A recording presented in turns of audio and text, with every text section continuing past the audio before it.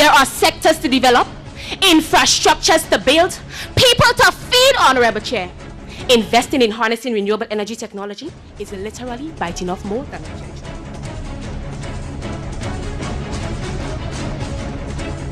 Is an investment. Is not a luxury for the rich, but instead an imperative for the poor. Join the conversation on this station. Grenlec, energizing our Grenada. Welcome to the 2015 Grenlec debates. We are into the second round of the debates. My name is Eric Williams, your host. Grenlec, energizing our Grenada. Wesley College versus Bishop's College. The motion: be it resolved that the food industry is primarily responsible for the increases in levels of obesity. The first proposition speaker. Madam Chair, fellow debaters, esteemed judges, audience all, good morning. Today we are here to debate the motion. Be it resolved that the food industry is primarily responsible for the increases in levels of obesity. We, the proponents of this motion, will convince you that this is indeed accurate. Worldwide obesity rates see startling increases over the past 3 decades. MedicalNews.com, 2014. Worldwide obesity has more than doubled since 1980. World Health Organization, 2015.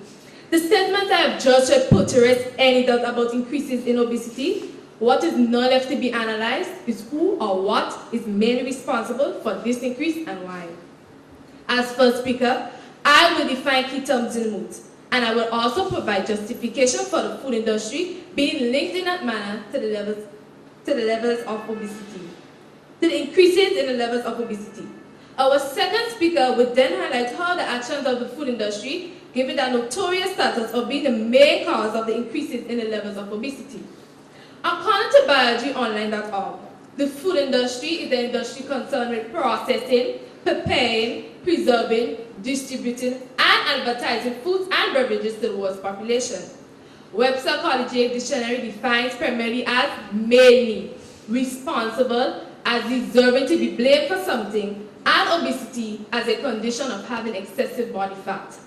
Therefore, the moot is saying that the industry that supplies our food is mainly responsible for the increases in the number of persons having excessive body fat. Madam Chair, it is well known that there are many causes of obesity. These include medical conditions and medications, lifestyles, culture, and genetics.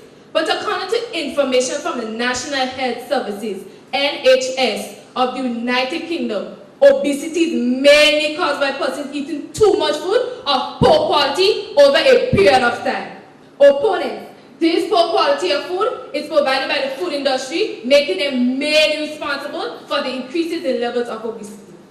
One may still argue that some persons are born to be obese, but as stated in American Journal of Clinical Nutrition 2013, genetics accounts for just about 1% of the cases.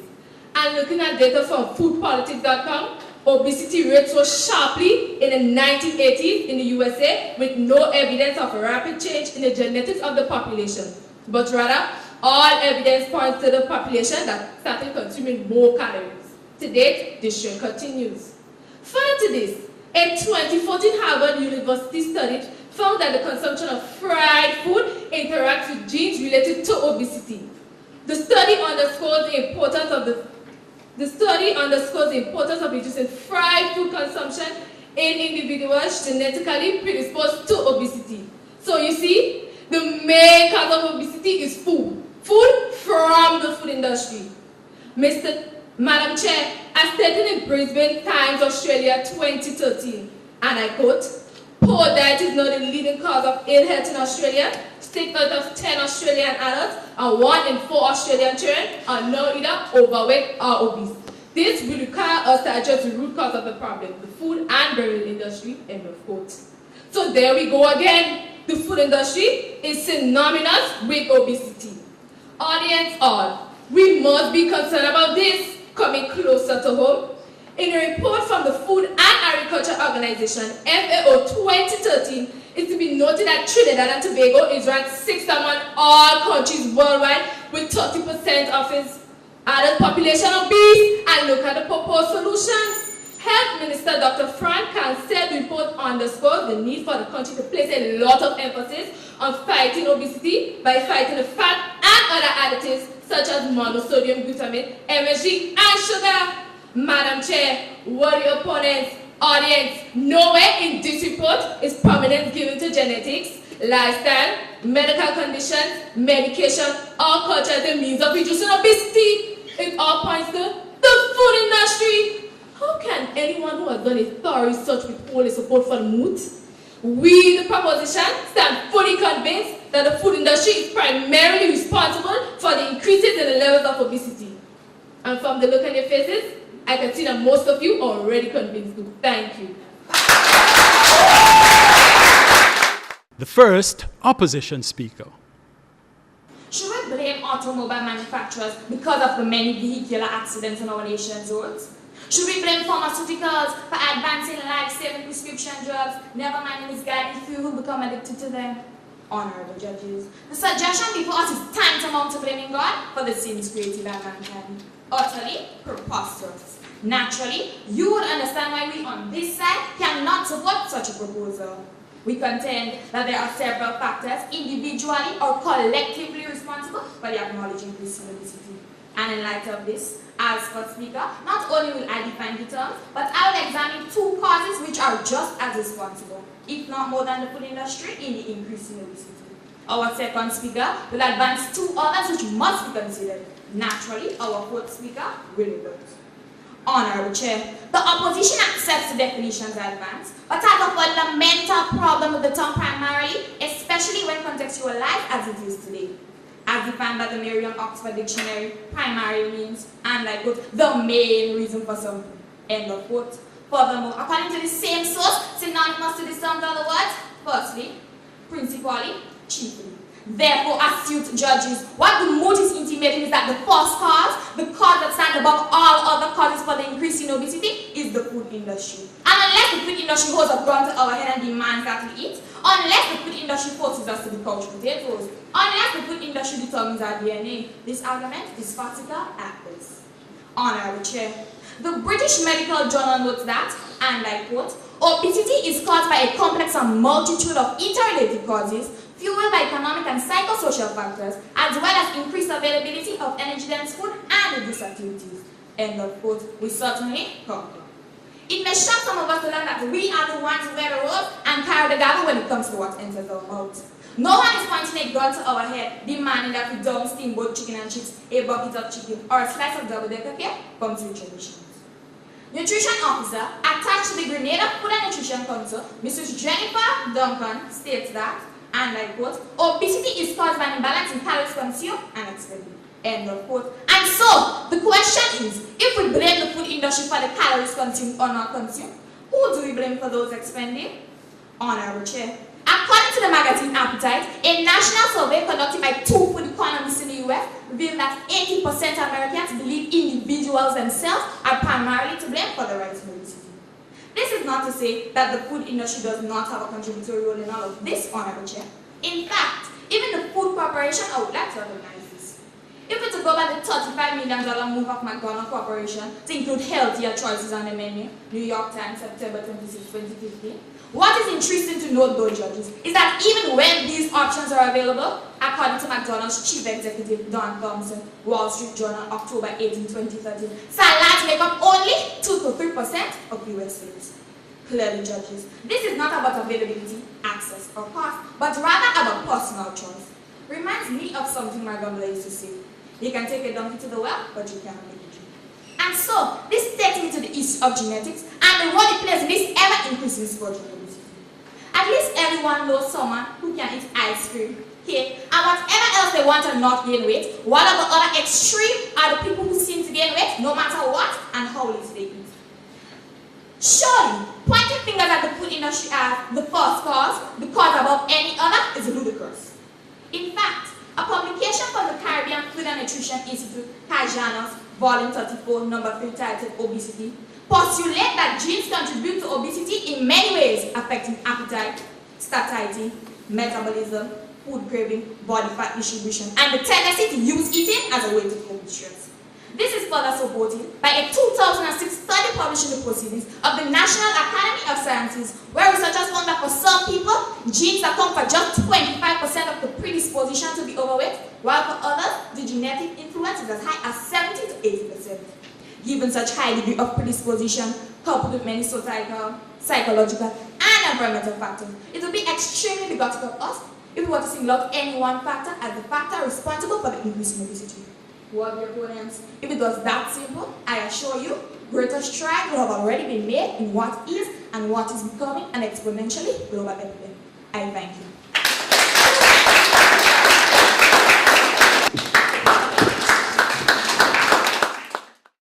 The second proposition speaker.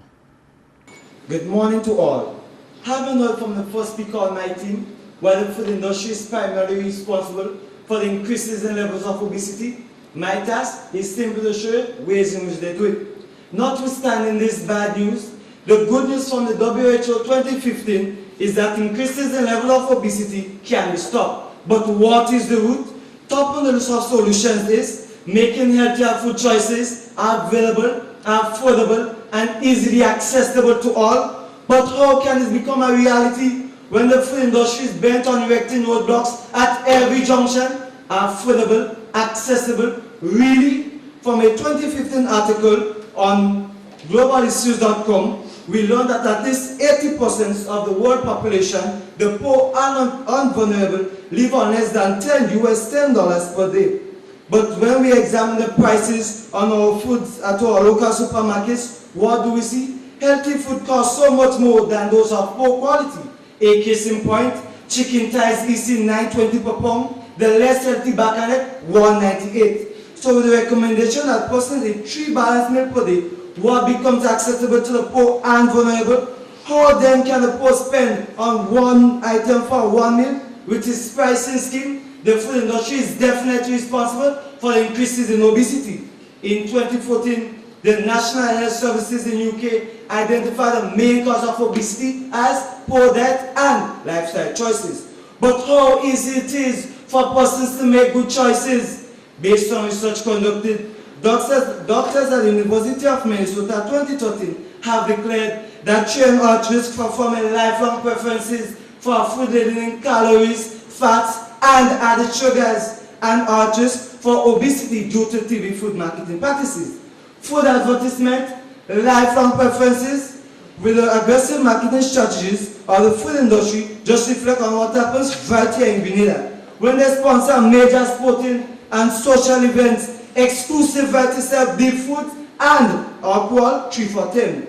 The food industry must be blamed for the increases in obesity. Madam Chair, when we make bad choices about what we eat, despite knowing the adverse effects, then we have no one else to blame but ourselves. But in order to make an informed choice, we need information. Does the food industry afford us this?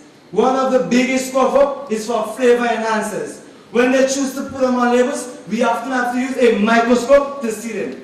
According to an article written by Dr. Joseph Macola, an alternative medicine proponent, the popular flavor enhancer MSG found in your local supermarket and restaurants, and amazingly, even in baby food and infant formula, is more dangerous than alcohol and nicotine. And guess what? It is linked to obesity. So you see, the food industry is killing people from the cradle to the grave with flavor enhancers.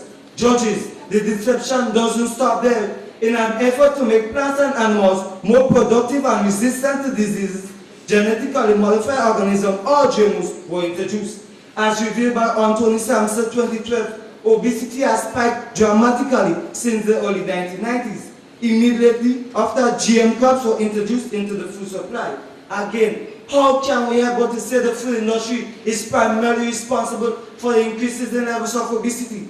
Audience, it's clear that the food industry with its covert production and marketing strategies is, without a cause, the main cause of obesity, the main cause for increases in obesity. Thank you.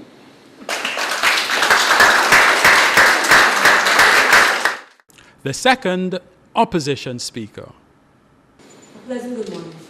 Honorable judges, in the society in which we live, it has become almost fashionable for us as a people to be able to point our fingers at one particular thing when a problem arises. And so we understand the knee-jerk reaction for the proponent to adopt such an approach. Honorable opponents, permit me to lift the wool from over your eyes. There is no one actor to blame in this, and according to David Potter of the World Health Organization, and I quote, it is a consequence of much greater availability of calories and less physical activity, end of quote. Honorable judges, the National Institute of Health, USA, July 2013, cites a lack of energy balance as the main causes of increases in obesity. Added to this, researchers at the Stanford University School of Medicine concluded from a research conducted, and I quote, inactivity rather than overeating could be driving the surge in America's obesity, end of quote. The percentage of women reporting no physical activity jumped from 19% to 52% between 1988 and 2010. The percentage of inactive men rose from 11% to 43% over the same period. Obesity also increased, coming from 25 to 35% in women and from 20 to 35% in men. Surprisingly, however, the number of calories consumed per day did not change significantly. Added to this, statistics obtained from the Harvard School of Public Health cite the following trends. In the United States, in 1950, 30% of Americans work in high-activity occupations. By 2000, that proportion had dropped to only 22%. Conversely, the percentage of people working in low-activity occupations rose from about 23% to 41%. In the United Kingdom, over the past few decades, it's become more common for UK households to own second cars and labor-saving appliances. Workers' home has also become less active. In 2004, about 39% of men work in active jobs, down from 43% in 1991 to 1992. The flip side of this decrease in physical activity is an increase in sedentary activities, watching television, playing video games, and using the computer. Honorable Chair, it is said that numbers can speak. I believe ours just do. What the opponents add it up. It is clear that the energy outside of the energy balance equation is tilting towards weight gain. Honorable Chair, the increases in obesity are varied and complex, but your poor diet, your inability to make the right choices in your diet is a critical factor in the rise of obesity. Furthermore, the West Indian Medical Journal estimates that obesity is reversible. So reversible it is, that it is estimated that a 10 kg weight loss in obese persons can have the following significant impact on health. Mortality rate drops from 20 to 25% and a 40 to 50% fall in obesity-related cancer deaths. Blood pressure also falls of 10 mmHg systolic pressure and a 20 mmHg in diastolic. Diabetes decreased by 30 to 50% in fasting blood glucose. Startling stats, you may agree. Judges, Blair Goldstein in his article, America's Eating Disorder, April 19, 2006, talks about an interesting comparison drawn between the Americans and the French on the subject of food. The Americans are kind of mystified that the French can eat such seemingly toxic substances, triple cream cheeses and foie gras, and they're actually healthier and live a little bit longer. They have less obesity, less heart diseases. Why, you may ask? Well, according to the study conducted, it is not what they eat, but rather how they eat. The French eat a smaller portion and do not snack at a meal. A profound big deal, and that opponent strikes me as a liberating message. Now, hearing this, it is clear that there are several factors that are equally or collectively responsible for the increases in obesity other than the food industry. And it will be the opinion of my opponents to think otherwise. I thank you. We now welcome the two speakers for the cross-examination. Opponents, since obesity is an imbalance between calories consumed and those expended, and you blame the food industry for those consumed, then who is primarily responsible for those expended? My worthy opponent, the mood states that we are trying to debate what is mainly responsible for the increases in levels of obesity, and we are saying that the food industry is mainly responsible for the increases in levels of obesity, meaning that we're not blaming them for the amount the people consume. However, yes, we understand that they can't exercise. Do you know that some of the stuff they put in the foods that they eat are addictive? So even if they want to exercise, they would still come back to eating it. Does that make any sense to you? My worthy opponent, you stated that they place additives in food, my worthy opponent, so addict you to them. But my worthy opponent, it all comes back to that individual again. If we should encourage our individuals to read labels, and if we read the labels and educate them about the addictive substances in foods, and the labels are big enough for us to see, note that, my worthy opponents. And if we educate them about the addictive substances in food, and they read that label and they see that that substance in food is addictive, then it all comes back to them to choose to buy that substance. You are wrong there. that is the problem with the food industry. If they were to highlight the bad ingredients on the label, the people would not tend to eat it. The writings are so small, and not only that, they try to clean up their labels by using names that people will never associate with MSG. To put it like, MSG is required to be placed on the label. Glutamic acid is a main component of MSG. Is it required to be placed on the label? No. My only point, if you read the label and see a word that you do not know, you should look it up. But how can you look it up when they don't put all the words, they use words, and they don't even place all the glutamic acid? You won't find it on a label. Why it's not required to be on a label? How can you look up something that is not there? Okay, my audience. You stated that foods that can cause obesity are readily accessible and cheap. Let me deal with the issue of cost. Are we really reducing our lives to dollars and cents? Which makes more sense? To buy the cheaper version now and then later on pay 10 times that amount in medical health care? Or spend a few dollars, extra dollars and cents now to eliminate the medical health care costs? I'm saying that genetic cases, freedom of choice, and lack of exercise is more responsible for the increases in levels of obesity than the food industry. No matter what your opponent, it is equally contributed. But the moot is asking you to state what is more or mainly responsible for the increases in levels of obesity. Moving on. If you know that the debate was supposed to be today, right? And it was rescheduled to the day before without you being advised about it, and you lost the debate by default to the other team, would you seriously accept that? The point, we are not here to debate about Listen, debates. you answer my question, would you accept that? My dear point, you are not here to debate Would about you debates. accept You are that? here to debate about the food industry being Of primarily course not. responsible. You would not accept it. So how then can you blame the consumer for eating a product and becoming obese if the company did not highlight the bad ingredient on the label? Does that make sense? You have a responsibility also. But if they did not highlight it, how would they know? If they clean up their labels and use names that you will never associate with energy, and you're not required to put glutamic acid that is not on the label, how would you know if it is not there? My dear opponent, the shortened form is there. If you type it in, you will get it. So do you have any evidence to support your claim? May I ask? Moving on. We know that many fast food companies provide sponsorship for many sporting events. How can you say that you're genuinely concerned about healthy eating when they provide deep fried calories at reduced rates to attract all persons, especially our most vulnerable citizens, our youth? My dear opponent. So don't you think it all comes back to a person's personal responsibility and their choice? How would they have choice when the food industry... Is the food industry only going against their head and tell them that to is eat not that? the point. That is the only thing available at the moment for them to buy.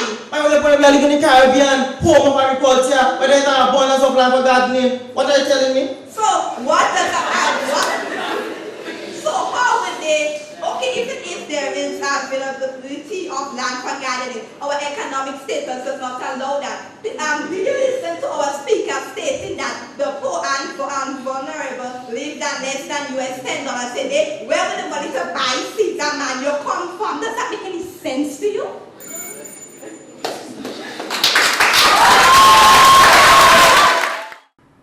We now invite the proposition speaker for the rebuttal.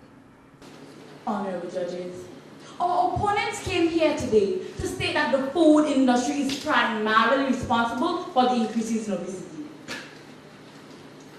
Hold on. Primarily, the first cause, the main cause, the cause that stands above all other causes. So the food industry comes before my sense of personal responsibility, before my genetics? Really? The first speaker stated that the main cause of obesity is caused by the food produced by the food industry. But whose choice it was to buy these foods? Did the food industry force you to buy these foods?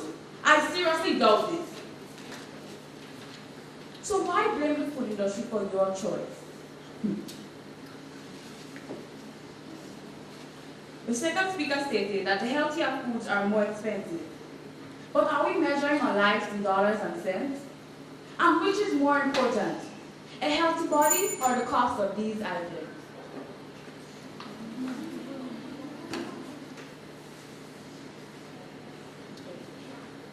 You stated that eating too much can cause obesity. Opponents, don't you think that this is a result in lack of self-control?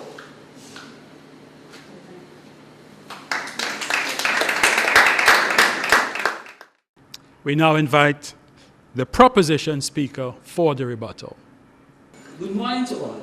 My colleagues and I have noted the attempts for our opponents to free the food industry of blame for obesity by pointing to the less significant factors such as poor eating disorders, freedom of choice, and genetic trait. May I remind them at this time that their polar is worse than the teeth. Your first speaker stated that people become obese because of genetics in the body. But what the opponent? According to our first speaker, research shown from the American Journal of Clinical Nutrition, only 1% of these cases contribute to obesity. So how then can you say that genetic is part of this epidemic? Really? Your second speaker also noted that lack of physical education is one of the reasons why people become obese. But what the opponent? If every time people eat these foods, they go back to exercise, what will happen to them?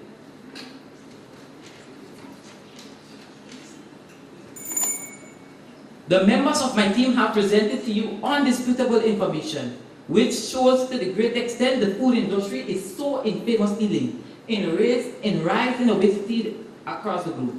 Yes, that the food industry, which begins to rob us of their physical, yes, that the food industry begins to rob us of our health during these most tender years. A vote against this move will make us all guilty. So join with us in denouncing the food industry on this count. We cannot support health robbery. We cannot be sympathetic to the food industry. They are primarily responsible for the increase in the levels of obesity, and they must be held accountable. I rest my case.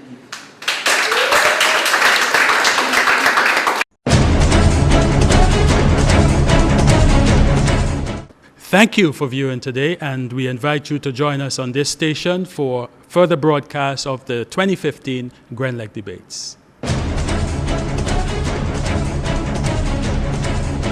There are sectors to develop, infrastructures to build, people to feed, Honorable Chair. Investing in harnessing renewable energy technology is literally biting off more than a cherry.